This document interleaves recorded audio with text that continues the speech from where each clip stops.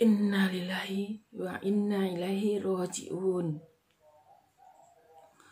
Allahumma firlahu warhamhu wa'afihi wa'fu'an. Mari sempatkan waktu untuk sholat goib, untuk diniatkan kepada Syekh Ali Jaber, di mana saja para pemirsa berada. Ajak saudara, kakak, ayah, ibu, adik, juga semua di pengajian-pengajian, di masjid-masjid untuk melaksanakan sholat goib untuk ulama kita yang terakhir kalinya. Terima kasih. Tonton terus video-video Yekti Channel Trending Topik Menarik. Jangan lupa subscribe dan tekan tombolnya. Subscribe itu gratis. Terima kasih sudah klik video ini. Jika suka, tekan tombol jempolnya ya. Follow akun Instagram Yekti Channel dan bagikan. Selamat menonton. Assalamualaikum warahmatullahi wabarakatuh. Bertemu dengan saya, Yekti Channel. Kali ini saya turut berduka cita atas wafatnya Syekh Ali Jaber di rumah sakit IRC ya, jam 8.30 hari Kamis kemarin, dengan meninggalkan anak dan istri sedang mengandung. Semoga keluarga yang ditinggalkannya sabar, tawakal, dan saya sangat sedih sekali ya. La ilaha illallah, la ilaha illallah, la ilaha illallah. Jadi 5 fakta siapa Syekh Ali Jaber. Syekh Ali Jaber adalah orang Madinah ya, di Arab Saudi, yang memutuskan tinggal di Indonesia dan lahir di tahun 1976, jadi wafat di umur yang sangat muda, 44 tahun. Kalau Rasulullah wafat di 63 tahun, beliau 44 tahun. Begitu banyaknya orang-orang baik ya, seperti Ustadz Arifin Ilham, kemudian Ustadz NU yang lain, Muhammadiyah, yang meninggal pada saat COVID ini. Dan ini salah satu ulama yang beliau ini jadi panutan ya. Beliau itu suri toladan untuk semuanya, karena sifat-sifat beliau itu hampir sama dengan Rasulullah. Ini yang pertama, Syekh Ali Jaber ini adalah penghafal Al-Quran. Jadi semua keluarganya adalah penghafal Al-Quran. Dan beliau, Syekh Ali Jaber ini, yang kedua, punya cita-cita mencetak generasi penghafal Al-Quran 1 juta di Indonesia. Nah, di sini untuk mencetak 1 juta itu perlu kita semua wujudkan. Beliau punya yayasan Syekh Ali Jaber. Itu salah satu yayasan yang bisa mencetak penghafal Quran. Dan ini sungguh cita-cita yang mulia. Dan saya pun saat membuat Hafiz Quran Internasional itu memang juga bercita-cita untuk mencetak generasi penghafal Quran. Karena Al-Quran inilah yang akan menyelamatkan kita di dunia dan di akhirat. Dan ilmu, segala ilmu itu adanya di Al-Quran.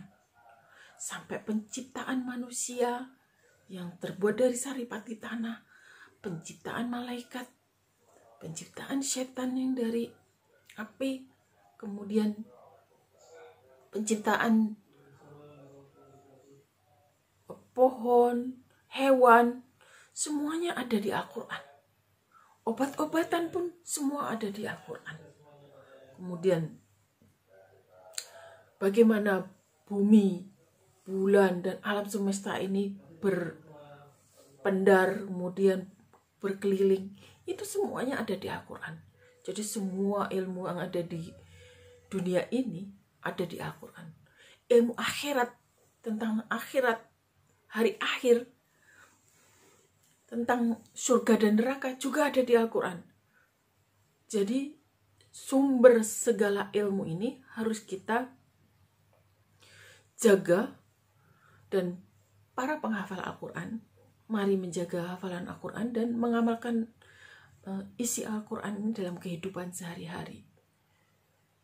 Memang banyak tantangan, karena kita di sini sebagai manusia diciptakan tidak hanya kita mempelajari ilmunya, kemudian tidak mengamalkan.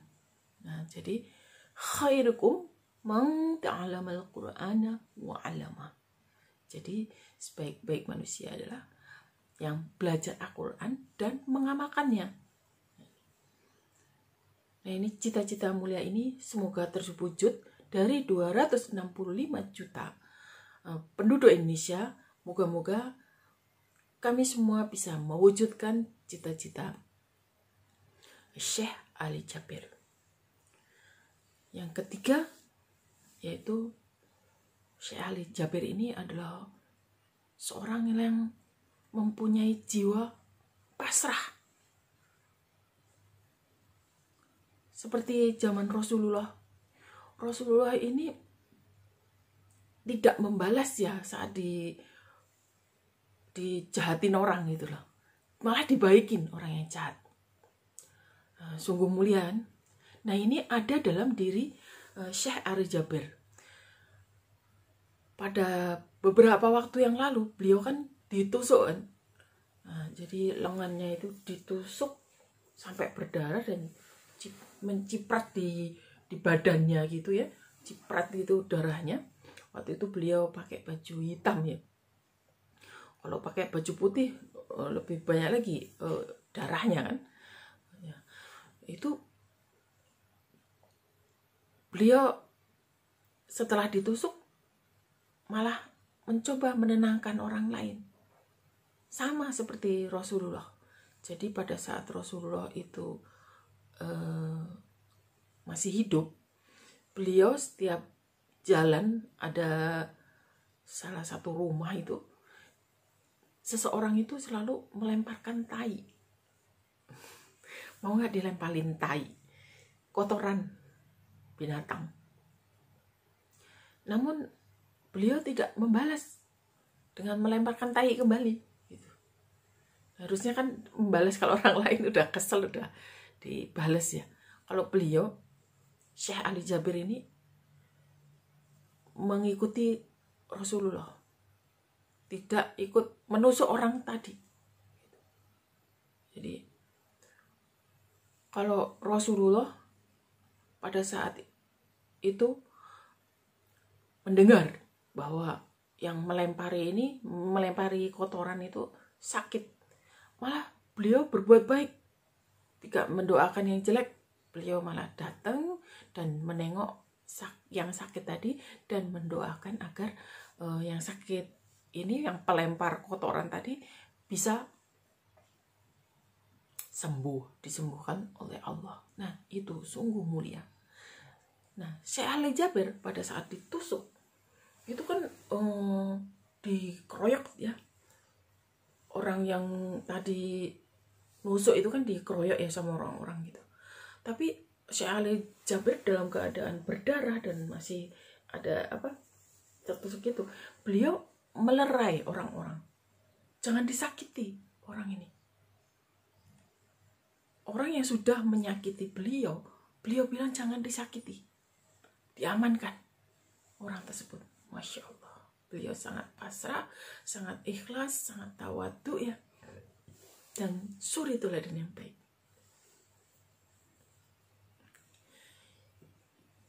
Dan yang keempat ya, beliau ini selalu sayang kepada anak dan istrinya.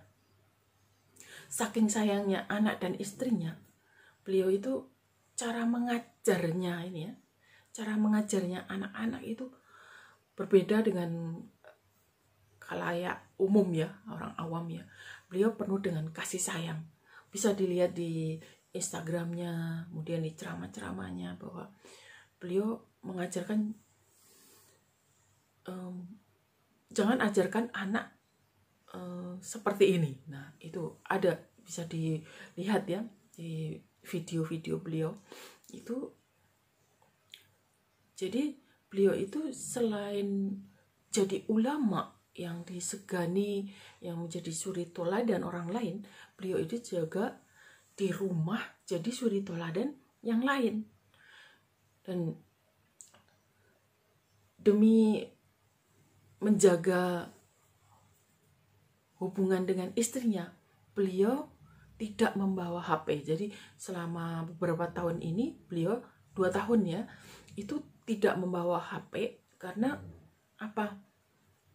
Karena dia menjaga perasaan istrinya yang cemburu. Ya, cemburu wajar dong. Saya juga cemburu kalau suami saya ada yang ganggu atau yang lain, sama. Semua wanita ya nggak mau kan diganggu suaminya, sama. Nah, ini beliau begitu sayangnya kepada istrinya, dan keutuhan rumah tangga itu yang paling penting. Rasa sayang itu sangat perlu ditiru ya. Dan kepada anak-anaknya, beliau selalu berpesan jaga sholat.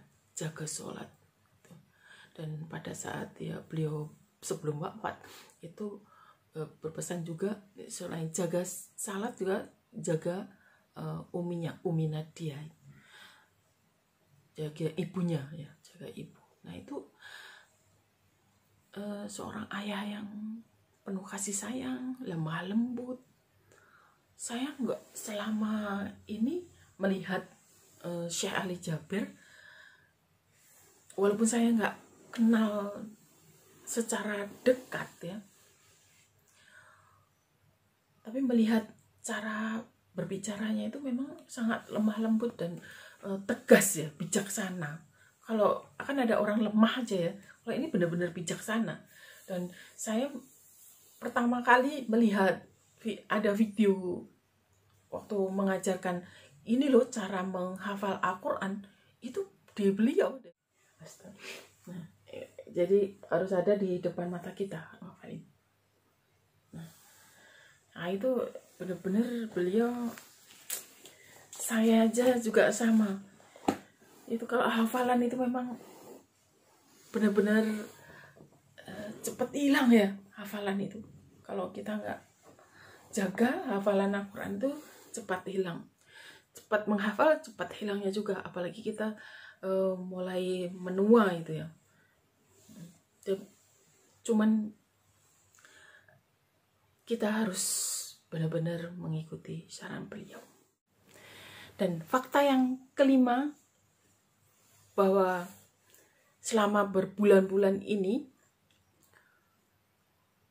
Syekh Ali Jabir selalu membicarakan tentang hari akhir, tentang kematian. Beliau juga ingin wafat dimakamkan di Indonesia. bukan di Medina atau Arab Saudi di ceramahnya ya. Beliau seperti itu. Dan beliau mengingatkan bahwa Al-Quran ini yang akan menemani kita dari sekarang hidup dan membawa syafaat di hari akhir. Nanti semuanya itu akan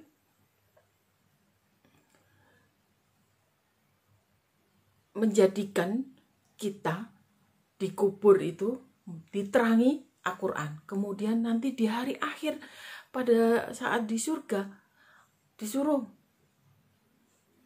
membaca Al-Quran. Jadi para ahli-ahli Quran itu baik membaca dan menghafal Al-Quran di dunia juga di hari akhir. Nah, subhanallah ya. Jadi kalau kita sudah hafal Quran, jagalah hafalan Quran ini dengan menghayati, mengamalkan, dan nantinya dengan menghafal Al-Quran ini,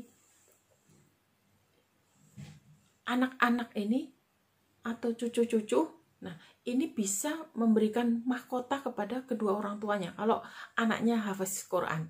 Dan bagi yang orang tidak bisa menghafal Al-Quran atau gagah menghafal Al-Quran, karena kemampuan orang beda-beda ya, jadi beliau menganjurkan supaya